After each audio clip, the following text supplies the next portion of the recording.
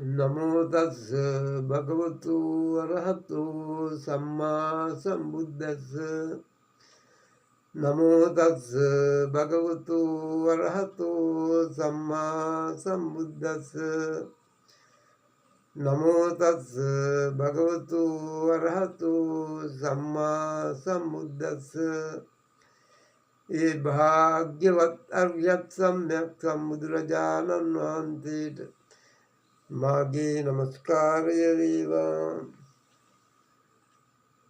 කුසෝ යතා දුග්ගහිතෝ අත්තමේවානුකත්තති සාමඤ්ඤං දුප්පරාමට්ටං නිරයායූපකංකති.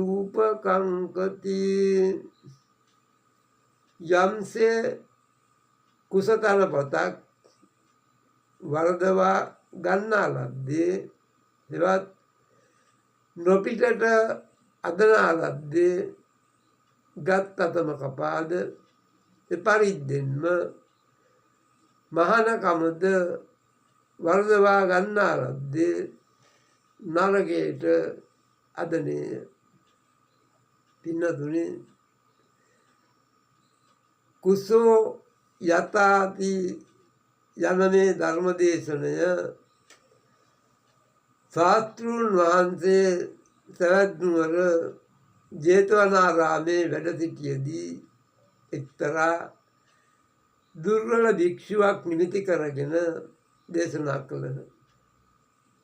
සවැත් නුවර එක් භික්ෂුවක් නොදැන එක් තනපතක් සිඳ කුකුසක් ඇති වූ නිසා වෙනත් භික්ෂුවක් වෙත එළඹ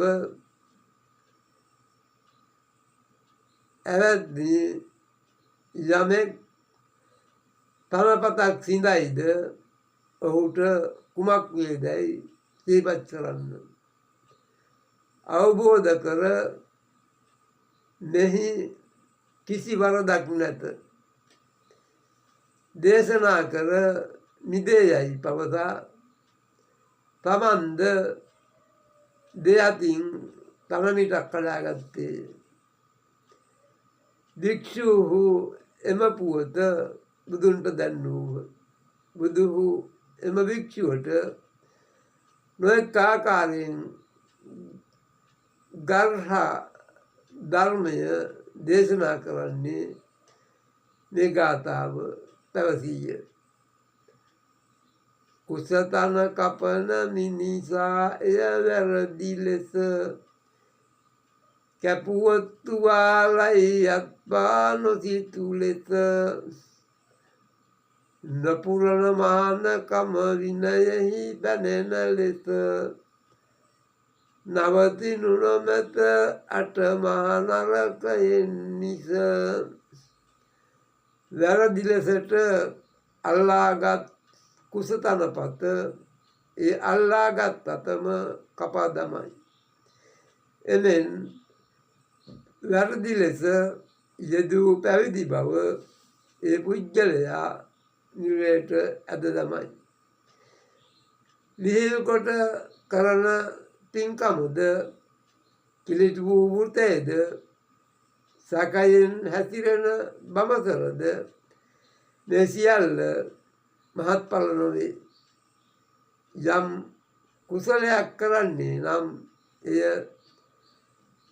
මනාකොටම කරන්න, වීරයෙන්ම කරන්න. ලිහිල් වූ මහානකම බොහෝ සෙයින් රජස් වගුරුවයි. එහි කුසල යනු කොලේ දෙපස තියුණු වූ තෘණ වර්ගයකි. අන්තිම වශයෙන් තල් කොලයක්ද යම්සේ කුස යම්සේ දුග්ගහිතෝ ඔහුගේ හත්තන් අනුකන්තති වැරදි ලෙස ගත්තේද නරක ලෙසට ගත්තේද ගත්තනත්තාගේ අත කපා දමයි, පලයි. මෙලෙසින්ම ධර්ම සංඛ්‍යාත පැවිදිකම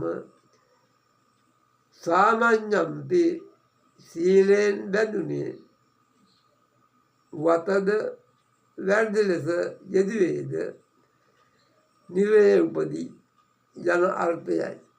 සිතිලං දැඩිව නොගෙන සිහිල් ලෙස ගැනීම කර යංකින්චි කම්මං සංකිලිට්ඨන්ති සිතිලං පසුබට වී ක්‍රියා කිරීමෙන් ලිහිල් වාසයෙන් ගෙන කරන ලද යංකින්චි කම්මං කිසියම් ක්‍රියාවක් සංකිලිට්ඨන්ති වෛශ්‍යාවන් සිටින අගෝචර ප්‍රදේශවල හැසිරීමෙන් කිලිටිවීම සංකස්සරං සකයෙන් යුතුව උපෝසත කර්මයක් හෝ වෙනත් කාර්යයක් සඳහා රැස්වන්නා වූ සංඝයා දැක අද මේ අය මගේ හැසිරීම ගැන මා උක්කෝපනය පිණිස පැමිණියා වූ යයි තමන්ගේ හැසිරීම ගැන සැකසහිත වූයේම නතං හෝති. මෙබඳු වූ ධර්ම හෝ බ්‍රහ්මචර්යාව ඒ පුද්ගලයා හට මහත්ඵල නොවේ. ඔහුගේ මහත්ඵල රහිත භාවය නිසා ඔහුට සිව්පසයෙන් උවටන් කරන දානාදීන්ට මහත්ඵල නොවේ. කෛරාචේ හේයින් යමක් කරන ලද්දම තමන් විසින් නොහල යුතුය. දල්හමේන පරක්කමේ ස්ථීර අධිටනින් යුතුව වත් සමාදන් වී ක්‍රියා කළ යුතුය. පරිනිබ්බාජෝ ධර්මය පැහැදුණු සිතින් යුක්තව කඩින් කඩ නොව මනාකොට කළ යුතු වන්නේය. බීජෝ ආකිලත රජන්ති අභ්‍යන්තරයෙහි විද්‍යාමාන වන්නා වූ රාග රජස්වල නිබඳ වූ ධර්මය වටන්නට පත් කරන්නට නොහැකි වන්නේය.